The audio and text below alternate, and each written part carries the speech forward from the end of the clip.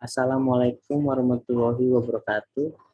Perkenalkan, nama saya Muhammad Adiansyah dari Universitas Bina Sahana Informatika, jurusan Ilmu Komunikasi dengan NIM 442358 plus 443E 25. Saya ingin mempresentasikan karakter building Sustainable Development Goals, penanganan perubahan iklim yang dibimbing oleh dosen saya yaitu Bu Nining.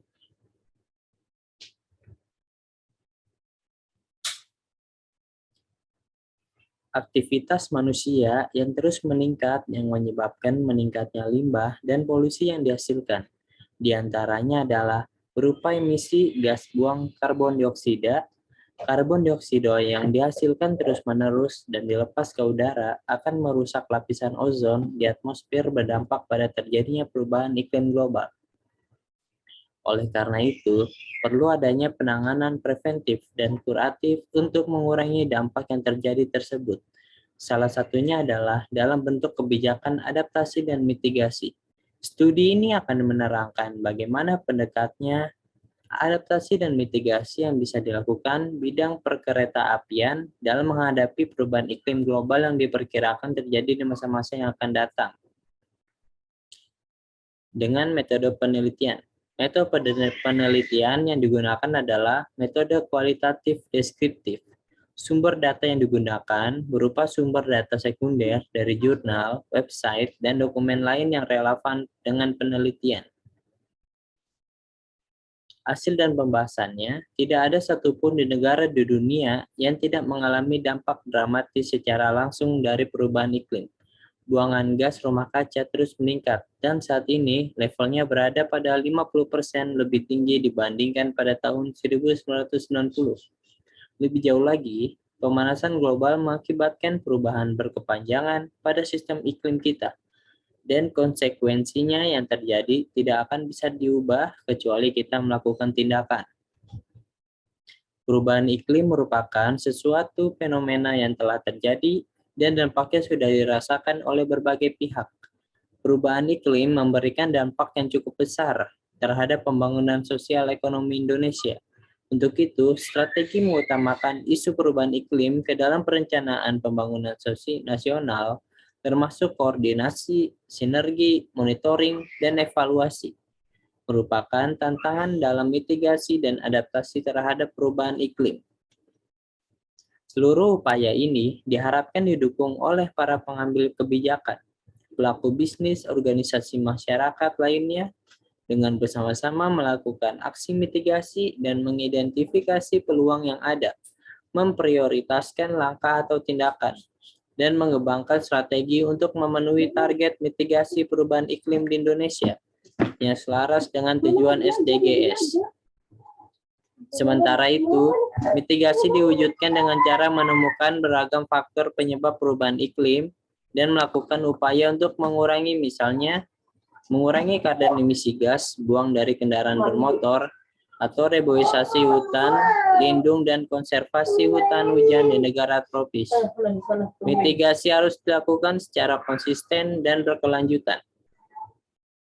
Dalam kondisi ini, pada akhirnya komunikasi antar pemangku kepentingan menjadi sangat penting, termasuk komitmen kebijakan pemerintah dan partisipasi aktif masyarakat. Agenda lokal, regional, maupun global akan terwujud manakala kita semua bergandengan tangan menjaga bumi ini.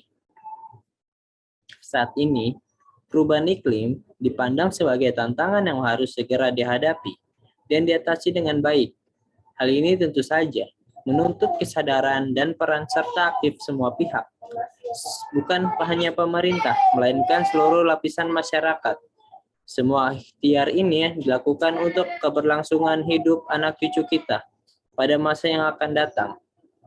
Kesimpulannya, penanganan perubahan iklim adalah isu yang masih belum terselesaikan hingga saat ini, dan para pemimpin negara masih menjalankan pertemuan-pertemuan untuk berdiskusi dalam merumuskan solusi-solusi yang tepat bagi penanggulangan isu penanganan perubahan iklim.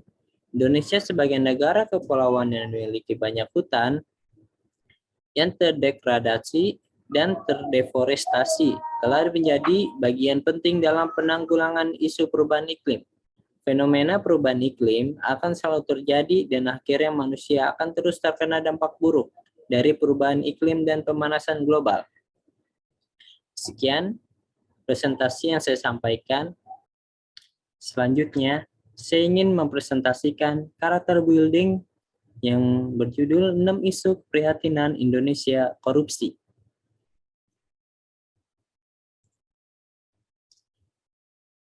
Abstrak. Artikel ini memuat artikel tentang 6 isu keprihatinan di Indonesia, yaitu korupsi yang masih sulit untuk diberantas. Bahkan pemerintah Indonesia sudah berusaha keras untuk memberantas korupsi dengan banyak cara.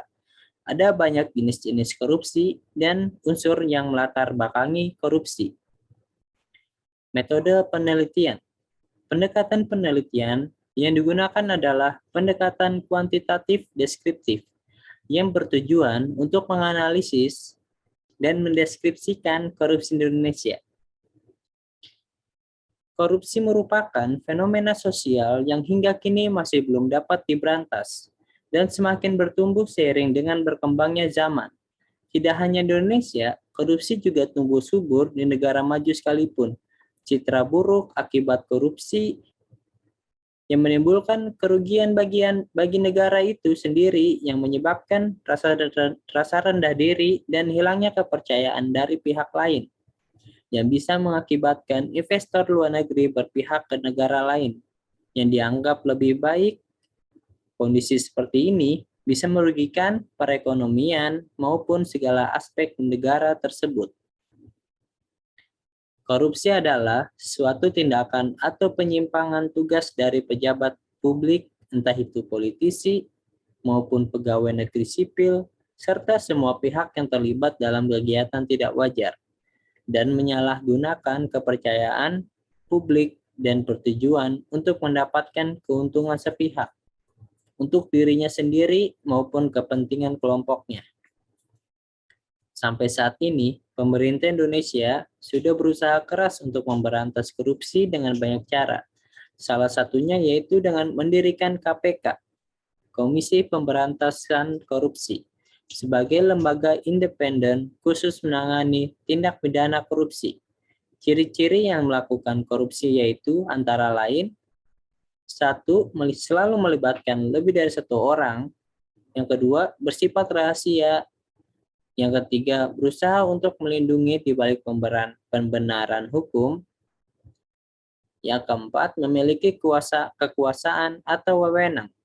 Setiap tindakan mengandung penipuan. Adapun jenis-jenisnya yaitu: 1. Korupsi yang terkait dengan merugikan keuangan negara. 2. Korupsi yang terkait dengan suap-menyuap. 3. Korupsi yang terkait dengan penggelapan dalam jabatan. 4. Korupsi yang terkait dengan pemerasan. 5. Korupsi yang terkait dengan perbuatan curang. 6. Korupsi yang terkait dengan benturan kepentingan dan pengadaan. 7. Korupsi yang terkait dengan gratifikasi.